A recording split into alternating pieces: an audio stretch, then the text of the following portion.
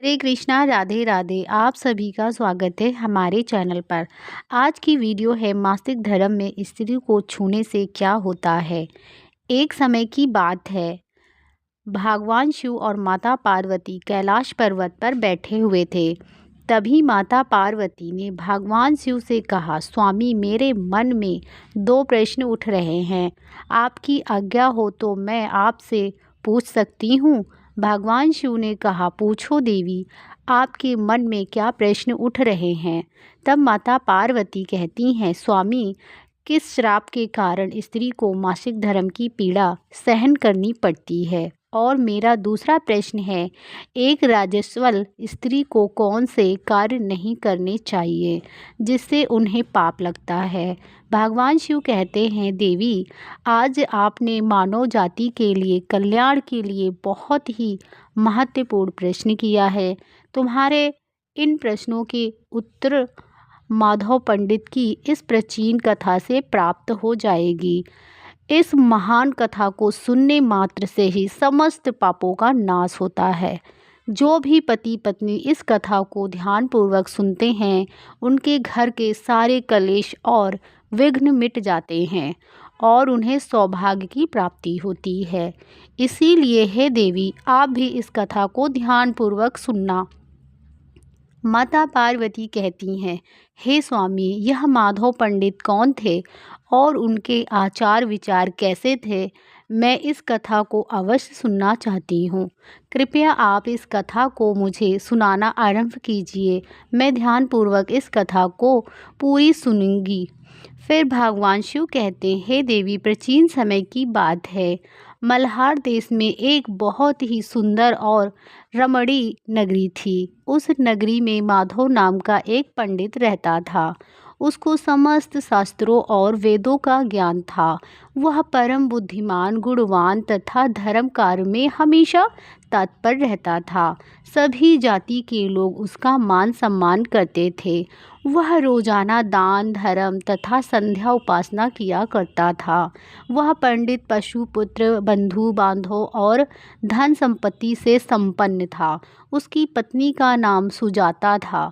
वह भी अत्यंत रूपवान, चरित्रवान, गुणवान तथा पतिव्रता स्त्री थी।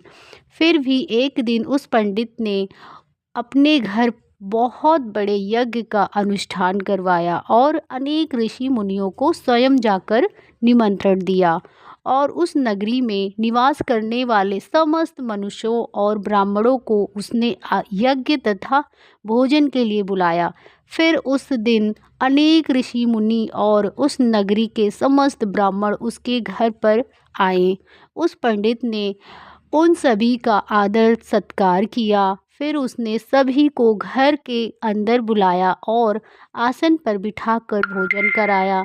ऋषि मुनियों और ब्राह्मणों को भोजन कराने के बाद उसने भगवान शिव का स्मरण करते हुए सभी को कपड़ों तथा दान करके विदा लिया।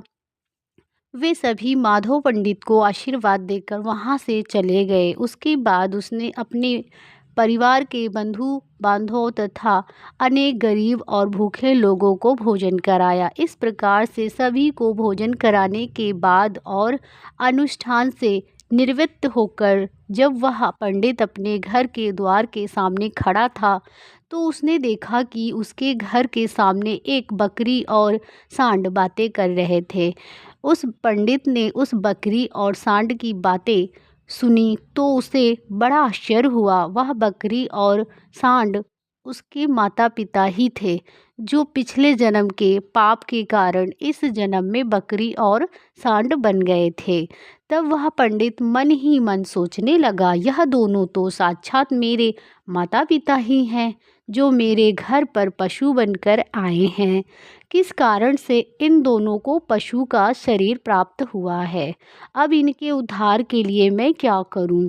इस प्रकार मन में विचार करते हुए उस पंडित को रात भर नींद नहीं आई और वह रात भर भगवान शिव का स्मरण करते हुए सोच विचार करने लगा। उसने सोचा, मेरे माता पिता की मुक्ति का उपाय केवल ऋषि सारंग ही बता सकते हैं। फिर सुबह होते ही माधव पंडित स्नान आदि कार्य से निर्वृत्त होकर ऋषि सारंग के आश्रम पर पहुंच गए।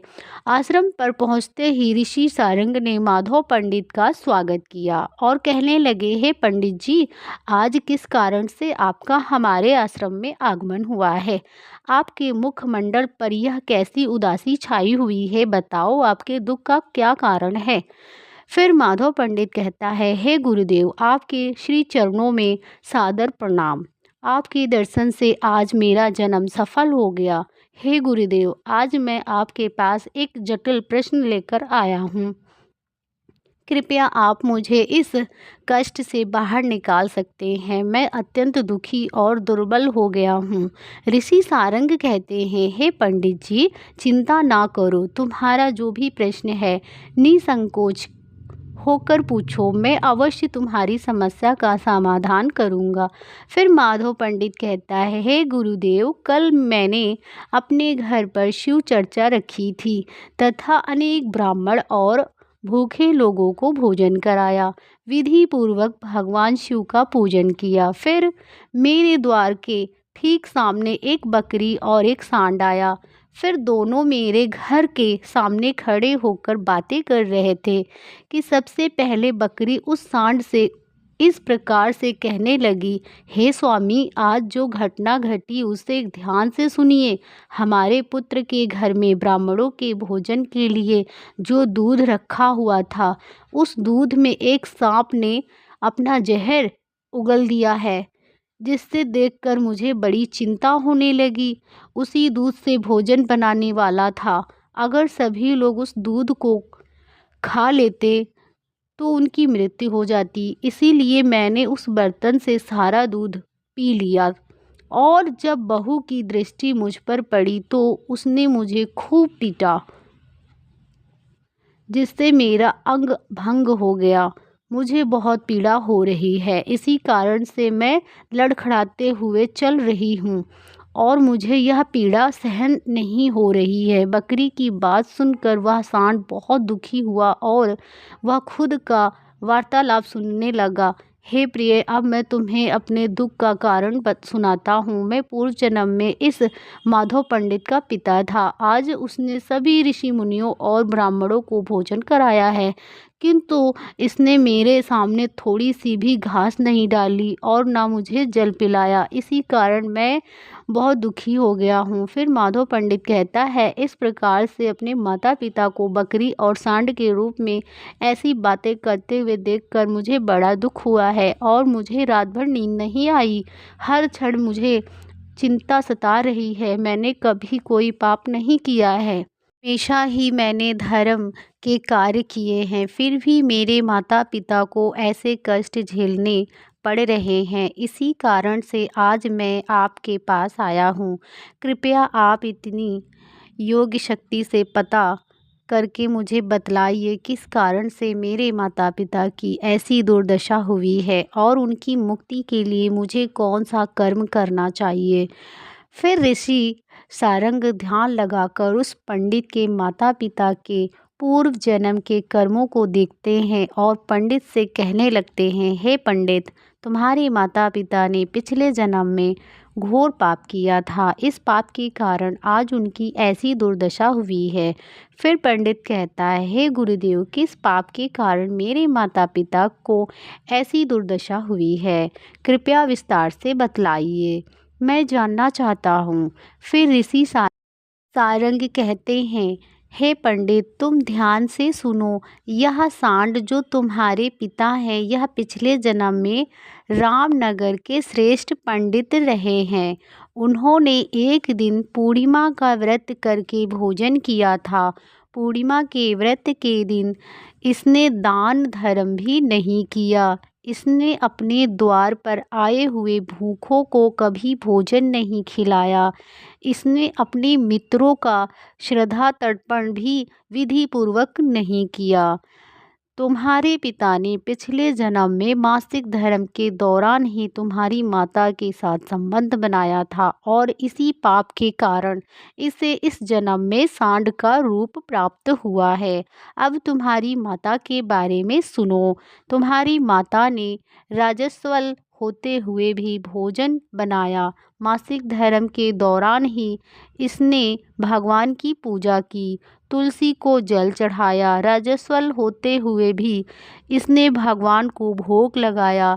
इसी के कारण से इसे महापाप लगा है। मासिक धर्म के दौरान स्त्री 3 दिनों के लिए अपवित्र हो जाती है। मासिक धर्म के दौरान स्त्री को पूजा पाठ नहीं करना चाहिए। स्त्री को इन 3 दिनों में अपने बाल भी नहीं धोने चाहिए, इससे पति की आयु कम होती है। मासिक धर्म के दौरान पेड़ पौधों को भी स्पर्श नहीं करना चाहिए। राजस्वल स्त्री के साथ संबंध भी नहीं बनाना चाहिए। जो पुरुष राजस्वल के साथ संबंध बनाता है उसे ब्रह्म हत्या का पाप लगता है। जो पुरुष राजस्वल के वस्त्रों को स्पर्श करता है उसे भी घोर पाप लगता है। राजस्वल स्त्री के शरीर में 3 दिनों तक ब्रह्म हत्या का पाप निवास करता है और चौथे दिन वह स्नान करके पवित्र हो जाती है। चौथे दिन स्नान करने के पश्चात राजस्वल स्त्री को अपने पति का मुख देखना चाहिए, अन्य किसी पुरुष का मुख नहीं देखना चाहिए। यदि पति समीप ना हो तो सूर्य देव के दर्शन करने चाहिए। ऋषि सारंग कहते हैं, हे पंडित, इसी पाप के कारण तुम्हारे पिता को सांड और तुम्हारी माता को बकरी का जन्म प्राप्त हुआ है। माधव पंडित कहते हैं, हे गुरुदेव, अब आप मुझे अपने माता पिता की मुक्ति के लिए उपाय बतलाइए। ऋषि सारंग कहते हैं, हे पंडित, तुम किसी भी अमावस्या के दिन अपने माता पिता की मुक्ति के लिए श्राद्ध तथा तर्पण करो और दान धर्म करो, गायों की सेवा करो और अपने माता पिता की मुक्ति के लिए भगवान से प्रार्थना करो। फिर वह पंडित वही करता है जो सारंग ऋषि ने कहा था। फिर उसके माता पिता को समस्त पापों से मुक्ति मिल जाती है। फिर भगवान शिव और माता पार्वती से कहते हैं, हे देवी, मैं तुम्हें राजस्वल स्त्री को कौन से कार्य नहीं करने चाहिए इस विषय में बताता हूँ। अब मैं तुम्हें बताता हूँ कि किस कारण से स्त्री को मासिक धर्म से गुजरना पड़ता है। सतयुग में कालकुंट नाम के प्रसिद्ध असुर हुआ करते थे। दानव होने के कारण उनका स्वभाव अग्र था और वे हमेशा ही युद्ध करने के लिए तत्पर रहते थे। फिर एक दिन सभी दानव वत्रासुर के साथ मिलकर स्वर्ग लोक पर चढ़ाई करने लगे। उन असुरों के पास भयंकर शक्तिशाली अस्त्र शस्त्र थे जिनका देवता सामना ना कर सके और भागकर ब्रह्मा जी के पास चले गए। फिर ब्रह्मा जी ने उन असुरों को परास्त करने का उपाय बताते हुए कहा, हे देवराज इंद्र, तुम इसी क्षण महेशदत्त के पास चले जाओ। उनके शरीर की हड्डियों से तुम्हें अस्त्र शस्त्र प्रदान करेंगे।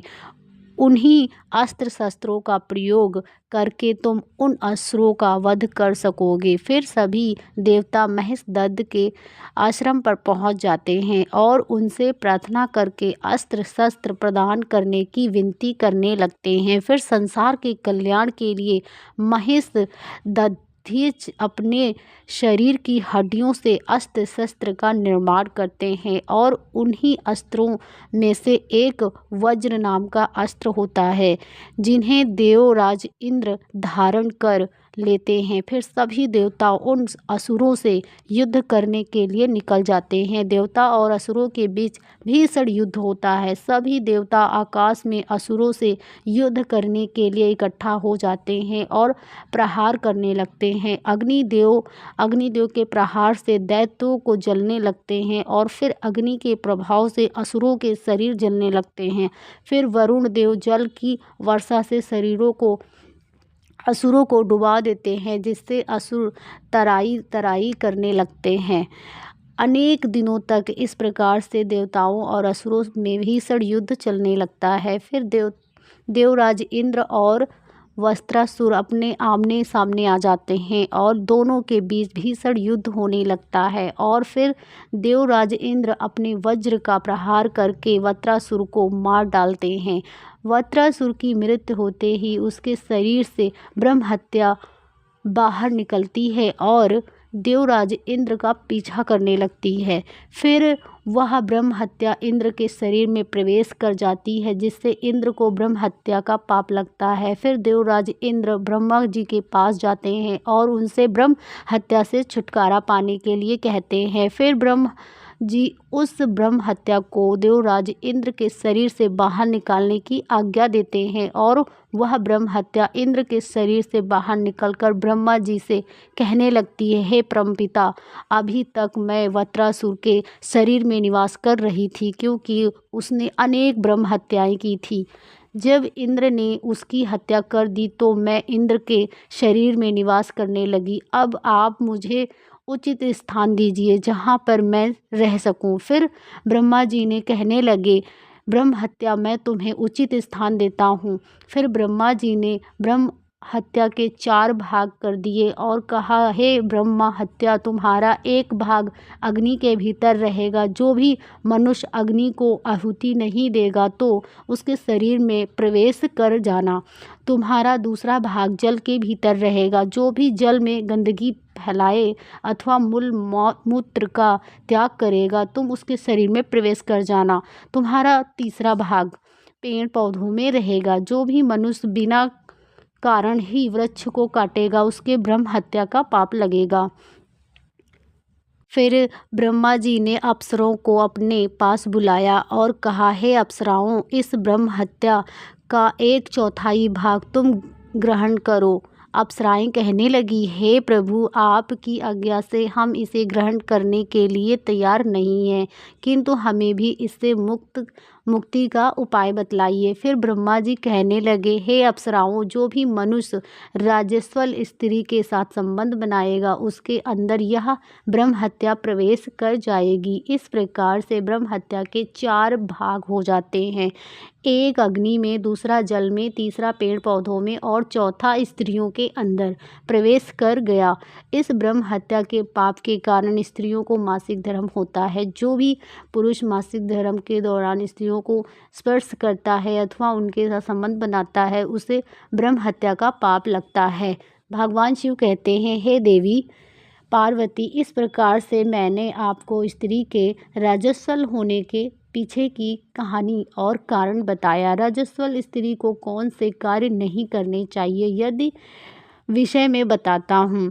फिर माता पार्वती कहती हैं, स्वामी, आज आपने मुझे बहुत ही महत्वपूर्ण ज्ञान दिया है। मैं आपको वचन देती हूँ, जो भी स्त्री मासिक धर्म के दौरान पूजा पाठ करेगी और पति के साथ संबंध रखेगी, उसके घर में मैं कदापि प्रवेश नहीं करूँगी।